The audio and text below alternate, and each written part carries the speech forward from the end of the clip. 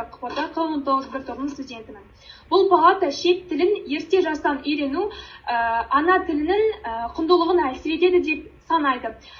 Біріншіден айта кетер жағдай, біздің қарсылас команда, менің ойымша, олар оппозиция тарапына ойнады, себебі олар қарарды дұрыс түсінбеген, және де келесі айтатыным, қазақ тілі, шет тілін ерте жастан үйрену, яғни оны дамыту дұрыс емес деп санаймыз, себебі кішкентай болмасын көп тілді меңгерген халықтар мен ұлттар алдыңғы қатарын елдің қатарына кіріп, өзінің коммуникациясын ұстау қажет. Себебі мәселен, мысалы, ежелгі Мысырды алатын болсақ, оның болашақ топтары осы кезде жеңімпазды атайтын болсақ, өздеріңіз қалай ойлайтындарыңызды білмеймін, алайда итог бойынша жеңімпаз топ Нан мен Май командасы. Құттықтаймыз, жақсы көрсеткіш, өте жақсы нәтиже, рахмет сіздерге, керемет ойын.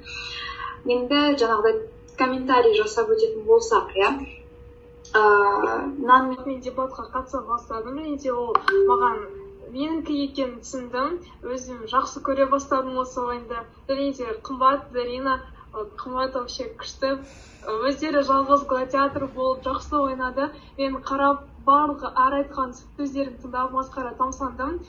Бүкілдеріңізге үлкен рахмет.